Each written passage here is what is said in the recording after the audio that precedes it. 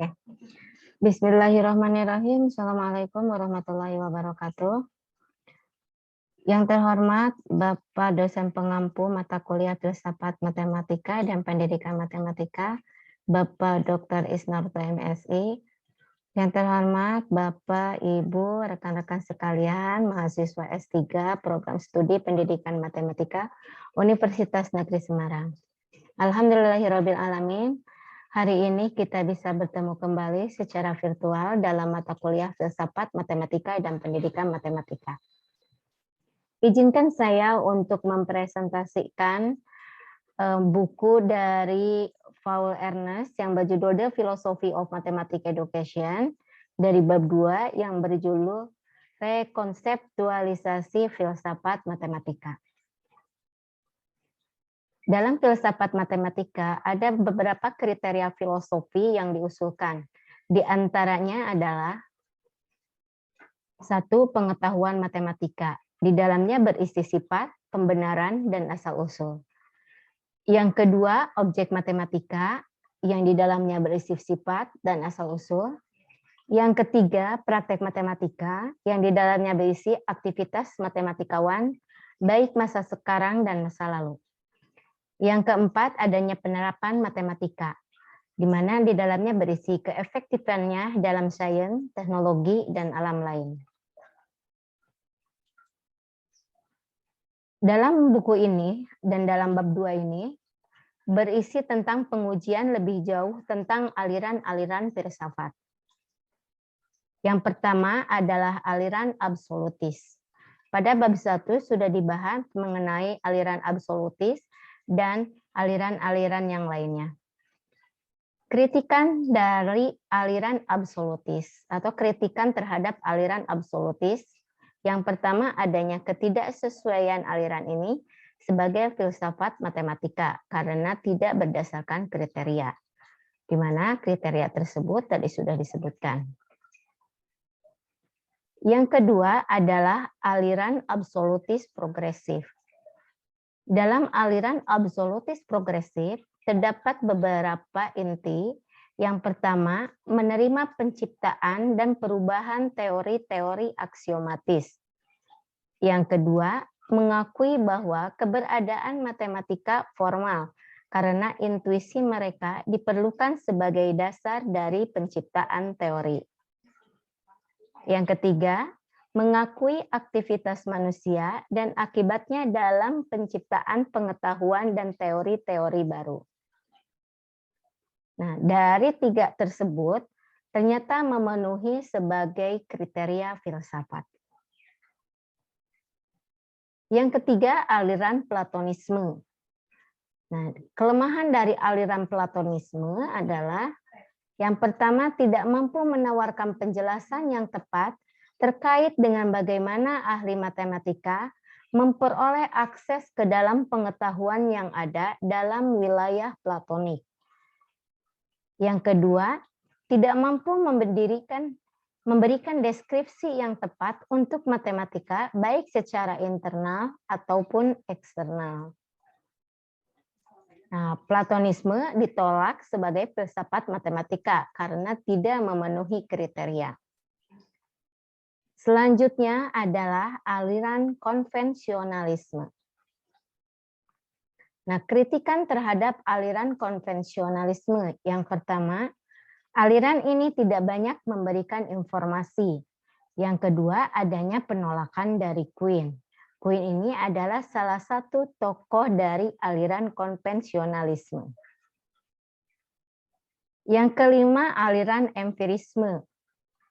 Ada 2 tesis empiris dalam aliran empirisme.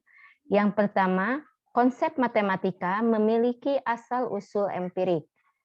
Yang kedua, kebenaran matematika memiliki dasar kebenaran empirik, maka diambil dari dunia nyata.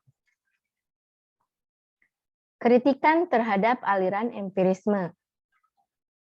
Tesis pertama diterima karena terdefinisi dan karena adanya konsep lain yang menyebabkan terbentuknya konsep dari pengamatan melalui serangkaian definisi. Sedangkan tesis yang kedua ditolak karena arahannya mengarah kepada ketidakjelasan. Nah, selanjutnya adalah empirisme kuasi. Dalam empirisme kuasi, adanya teori asal-usul pengetahuan matematika, yaitu karena teori praktek matematika dan teori sejarah matematika. Jadi dalam empirisme kuasi, ada dua yang ditekankan, yaitu mengenai teori praktek matematika dan teori sejarah matematika. Tesis empirisme kuasi Lakatos. Nah, empirisme kuasi ini salah satu tokohnya adalah Imre Lakatos. Maka bisa disebut juga bahwa empirisme kuasi Lakatos. Yang pertama, tesis dari empirisme kuasi Lakatos, pengetahuan matematika itu dapat keliru. Yang kedua, matematika bersifat hipotesis deduktif. Yang ketiga, sejarah adalah pusat. Yang keempat, penegasan pentingnya matematika informal. Dan yang kelima, dimasukkannya teori penciptaan pengetahuan. Dalam empirisme kuasi Lakatos juga ada pola penemuan, di mana tahapan-tahapan pola penemuan Lakatos itu 4 termasuk inti dan 2 adalah sebagai tambahan.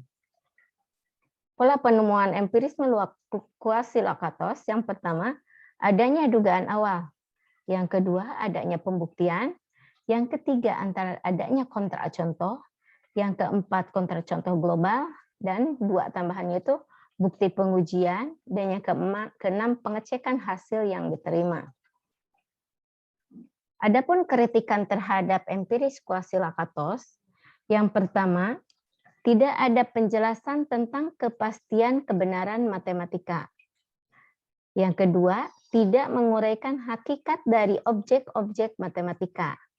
3, tidak memberikan penjelasan tentang keberhasilan aplikasi matematika atau keefektifannya dalam sains, teknologi, dan di wilayah lain. Yang keempat, tidak begitu mengembangkan untuk membawa sejarah matematika ke dalam inti dari filsafat matematika. 5, tidak memberikan dasar kebenaran untuk memasukkan tesis sejarah empiris ke dalam pendekatan filsafat analitis dengan menggunakan pijakan yang sama dengan metodologis. 6, filsafat matematika empiris kuasi Lakatos memberikan alasan yang diperlukan, tetapi tidak cukup banyak untuk mengembangkan pengetahuan matematis. Yang ketujuh, tidak ada eksposisi sistematis dari empirisme kuasi yang dijelaskan secara detail.